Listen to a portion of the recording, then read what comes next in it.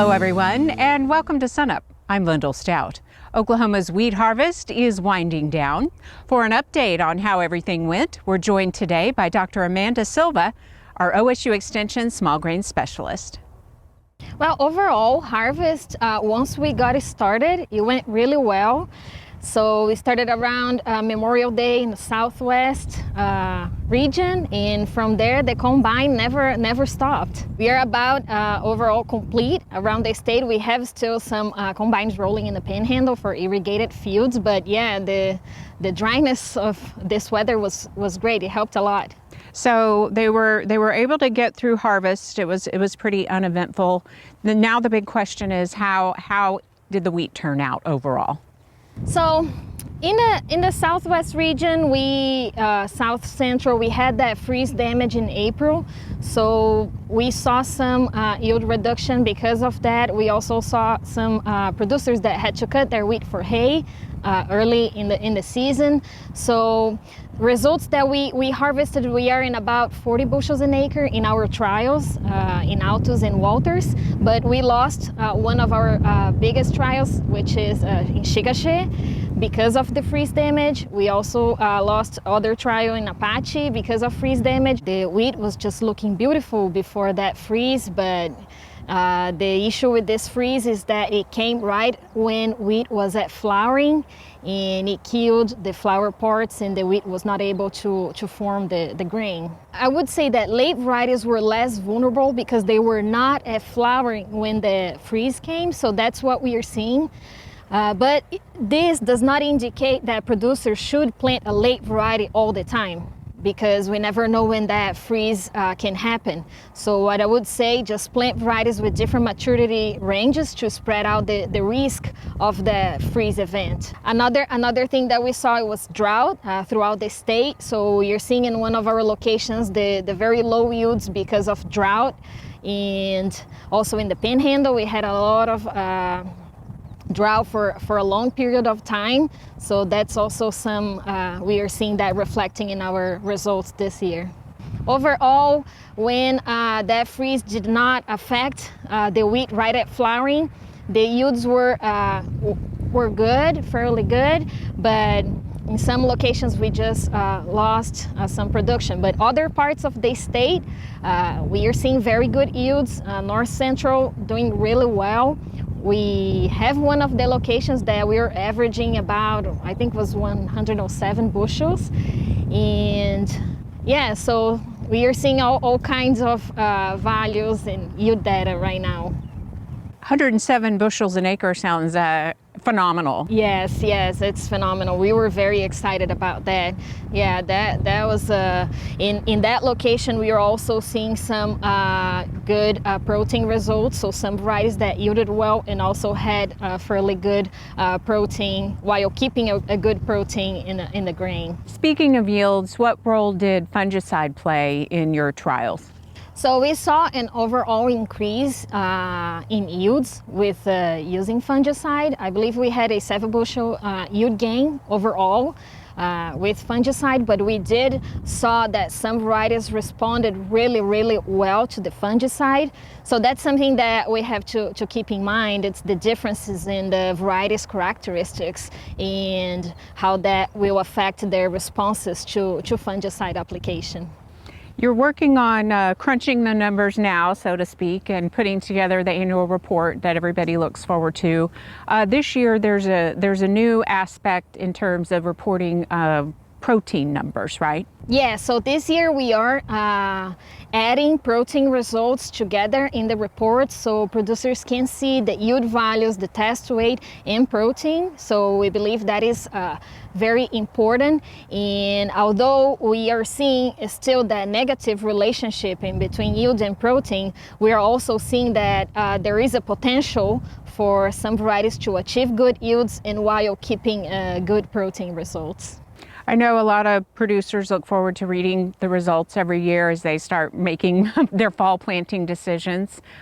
So you'll be working on that in the next month or so and We'll see it soon? Yes, we'll see it very soon. So preliminary results, so for each locations are posted on our website, but the complete report, including heading date, plant height, and even freeze damage records that we took notes, will be on the full variety book soon. Okay, great. Well, we will look forward to that. Thank you very much, Dr. Silva. And for a look at those preliminary results, we have a link for you at SUNUP.okstate.edu.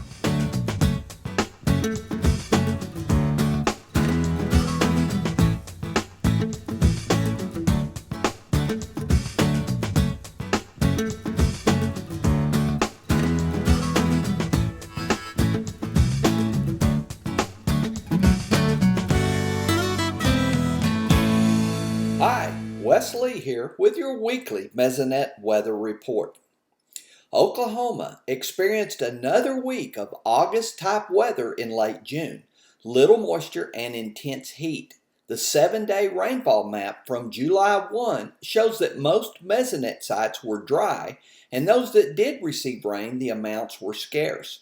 McCurtain County had the best rains of the week, but even there our gauges collected less than an inch of rain. That continued the mostly dry trend for the month of June.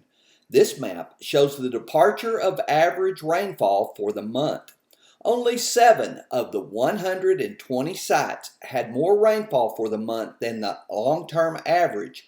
Most sites received 2 to 4 inches less than what would be normal for June. As expected, this led to a drying of Oklahoma soils.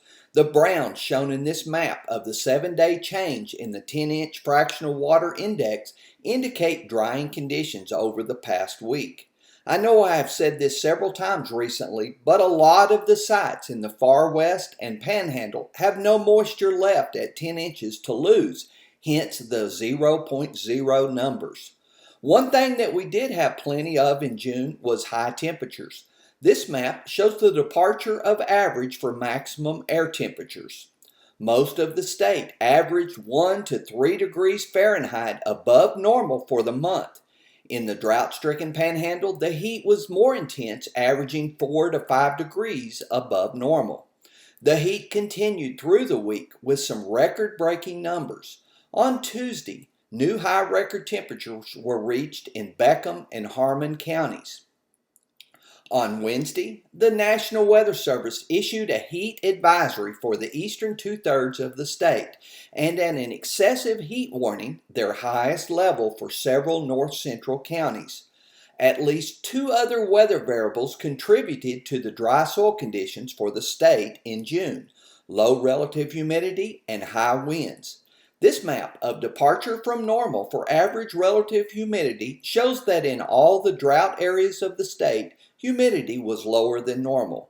Part of this is like the chicken or egg argument, as dry soils can contribute to lower relative humidity. But in areas like the Panhandle and Northwest, the lower relative humidity seen for June caused higher evaporation rates where soil moisture was available. High winds for the month tended to be located again over these same dry soil areas. Where wind were higher than normal, as seen on this map, definitely contributed to high soil moisture evaporation rates. Unfortunately, this August-type weather appears to be locked in for a while. After a weak cool front is expected to drop temperatures closer to normal and bring some small rain chances for this weekend, things heat right back up next week. The National Weather Service forecast for the upcoming week shows a probability of higher than normal heat to continue for most of the state. The rain forecast is not much better. They are showing a probability of below normal precipitation for the state as well, shown by the tan colors. Gary is not available this week, so we will see you next week on the Mesonet Weather Report.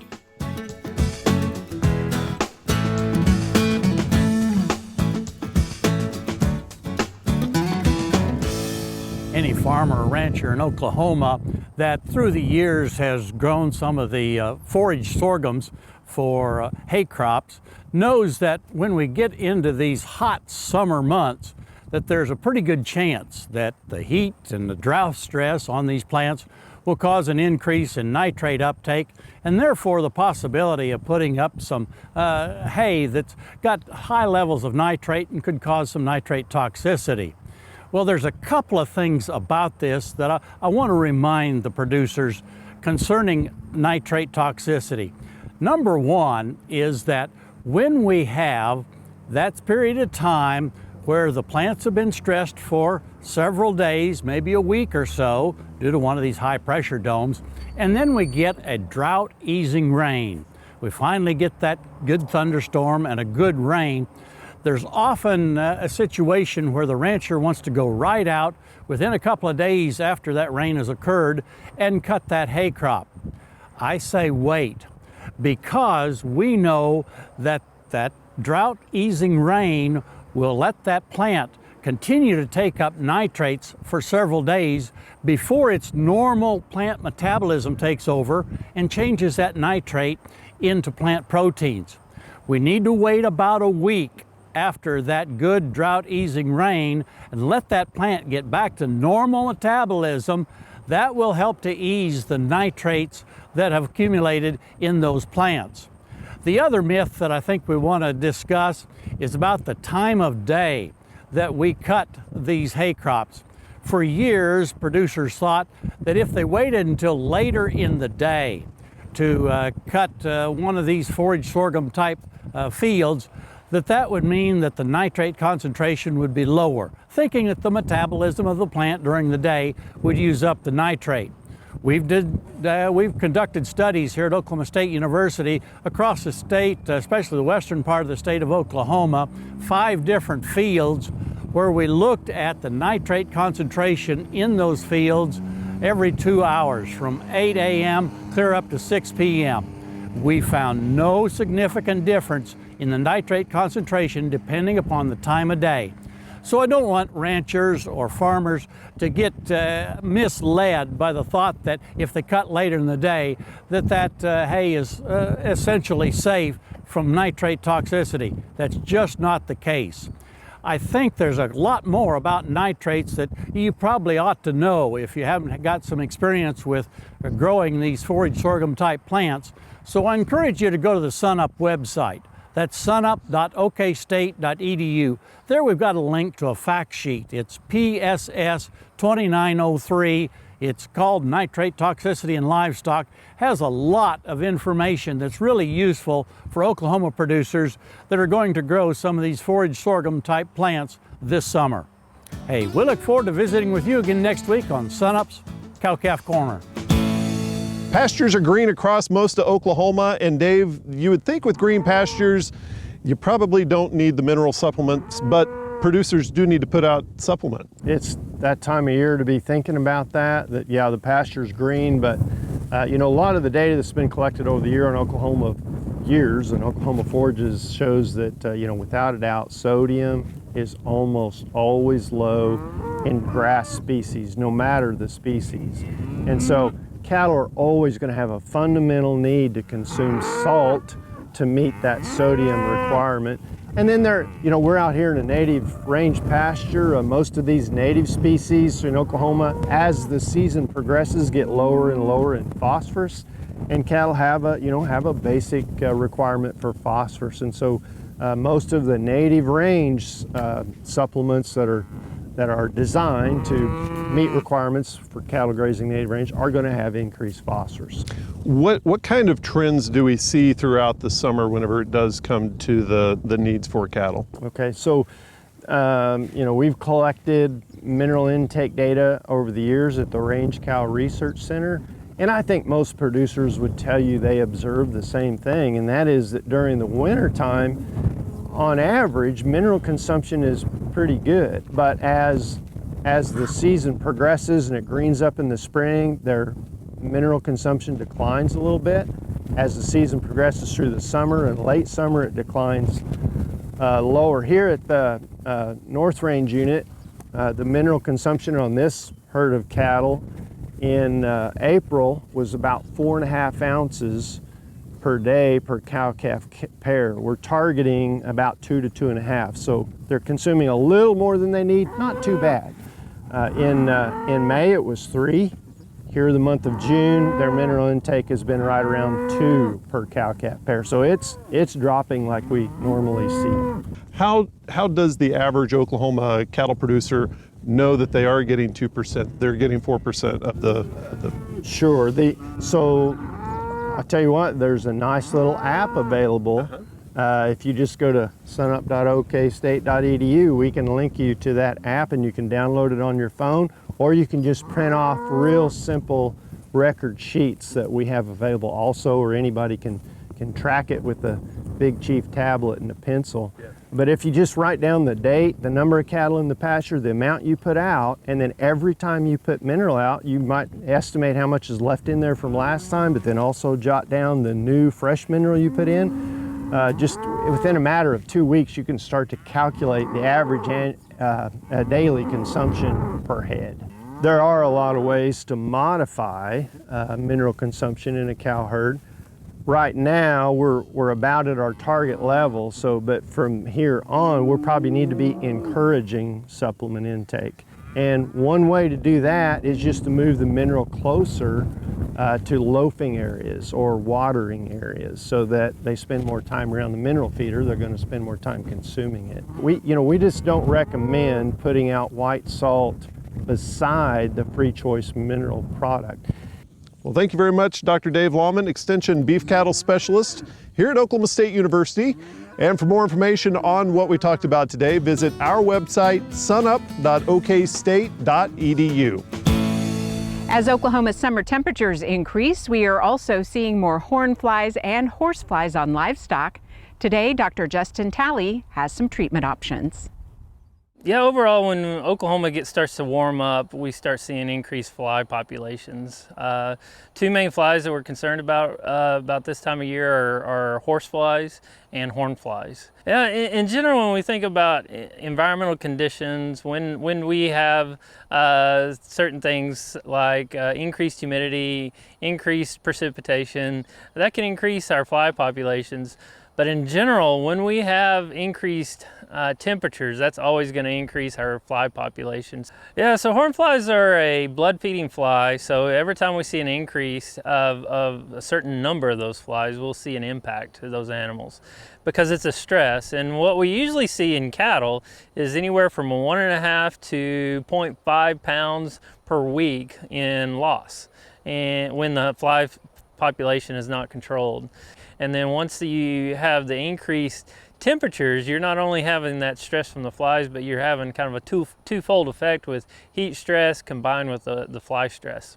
So horse flies are very unique because only the females feed on the animals. And their larval habitat are what we call semi-aquatic and any kind of wet leaf litter. So they're really hard to control, but they're really vicious biters, and they can cause a lot of stress to cattle. And they're also involved in being a mechanical vector of anaplasmosis. So in horses, we're not concerned with anaplasmosis, but what we're concerned with is just the overall stress. So July is a critical month. If you haven't done any kind of horn fly control, you need to get out there and just look at your animals. And if they have a few flies on them now and our temperatures increase like they say they're going to increase, then you're going to get almost a 10-fold increase in the population because they'll become really reproductive. All kinds of control options. Now, certain control options are going to give you more control for a longer period of time, such as ear tags. But then when you consider late season control options, what you want to consider is reintegrating maybe some pour-ons that you did initially in the spring, and you may have to go back in there and do an additional pour-on application. Yeah, actually studies that we did here in Oklahoma State is that with burning, we reduced both horn flies and tick populations. We saw a twofold decrease in horn fly populations just by burning the pasture. And what that does is that particular system is that we did a patch burn system, so you're only burning portions of that pasture. So it's similar to rotational grazing in that you have a different manure distribution pattern, and then it alters the grazing habitats of those animals. So that interaction plus the decrease in the flies developing in the manure pads led to a decreased horn fly population.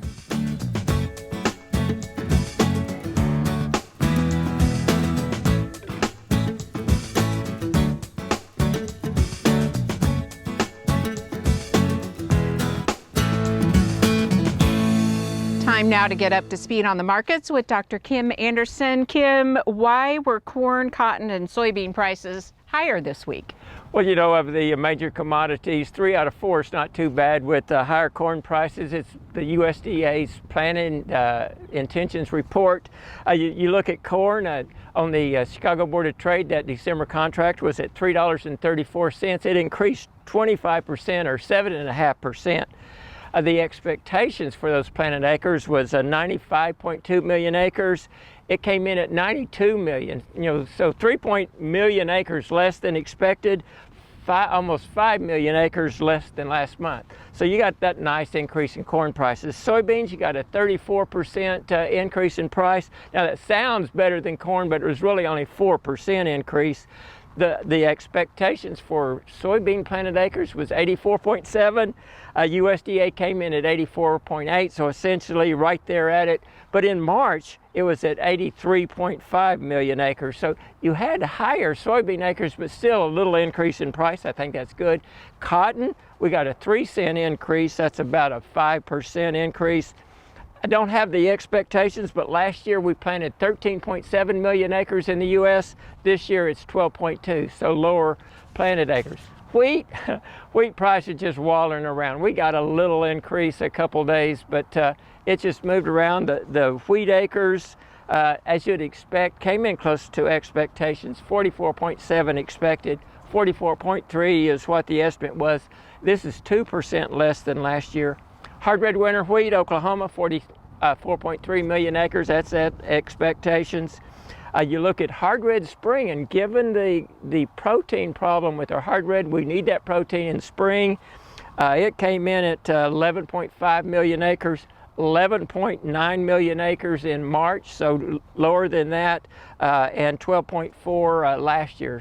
What's the latest for harvest of hard red winter wheat? Well, it's moving on up through northern Kansas right now.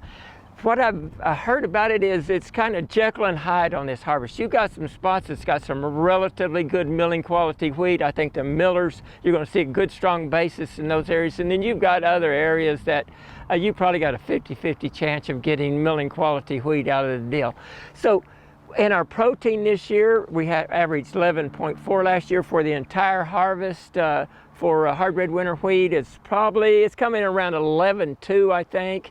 You know, the flour mills are really looking for 12.4, but our test weights were really good in some areas. And I think those areas that's got that test weights, that's got that yield, what we'll see our millers do is bring in that, I mentioned the hard red spring, they'll be bringing that in with the higher protein, blending it with that good test weight hard red winter, and milling the flour. Any news to report from the rest of the world? Oh, not much going on right now. I think it's kind of settled down on Russia's wheat production. The Black Sea production is going to be higher this next year. I think we're going to see their exports rather than bunched up in the fall and winter time period. I think they're going to be spread out through the year. You look at I think the news may be in the corn crops in Ukraine. You've got Ukraine increasing their corn production and trying to get in this export market. I think a thing to watch is will Russia, with their high protein wheat, try to get into the Mexican market and maybe even bring some into U.S. to blend with this lower protein U.S. hard red winter wheat. So there's several things to watch. Not much news, but quite a bit of speculation. Okay, Kim, good to see you. We'll see you again next week. Thank you.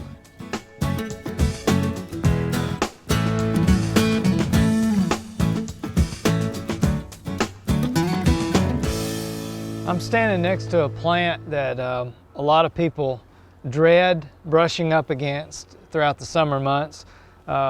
It's poison ivy or poison oak, and it's a common plant that you typically find in forests and woodlands or along the edge of forested areas. It generally grows where there's at least partial shade, and a lot of times the plant will be viney going across the ground, but you might also see it in a shrub-like stature like this. But the characteristic to look for is this trifoliate leaf, these 3 leaves, and you've probably heard the saying, leaves of 3, let it be. And it's because this plant, the sap from the leaves or the stems, any part of the plant really, can cause a pretty significant dermatitis or skin rash irritation in lots of people, and some people are more susceptible than others. There are other plants that are often confused with poison ivy or poison oak. In western Oklahoma, there is a sumac, aromatic sumac, that has a trifoliate leaf. Probably the more common plant that's misidentified as poison ivy is this one, and this is Virginia creeper. And it's very easy to tell apart because each of the leaves has 5 leaflets. So instead of 3, you'll see 5, and this is Virginia creeper. And it is not, for most of us, it does not cause dermatitis. But both of these plants are actually beneficial for wildlife. So if you have poison ivy or poison oak on your property, it's not necessary to remove it unless it's in an area where you're going to have you know, maybe kids playing or somebody that's going to come in contact with it. But if it's just out in the forest, you know, just wear pants and long sleeve shirts when you're walking through those areas to keep it off your skin. I wouldn't recommend mowing or doing anything that can put those oils, you know, spread those oils on you. You can hand pull it especially if it's younger plants that aren't deeply rooted. You just need to make sure you wear gloves that will keep any of the oils off of you, and I would wear eye protection too. And if you do spray the plant, just make sure you let it completely brown out and dry out before you then try to physically remove it, to make sure all of those oils have had a chance to degrade. That'll do it for us this week. A reminder, you can find us anytime at SUNUP.okstate.edu, and also follow us on YouTube and social media. We want to wish you and your families a very happy and safe 4th of July, and we'll see you next time at SUNUP.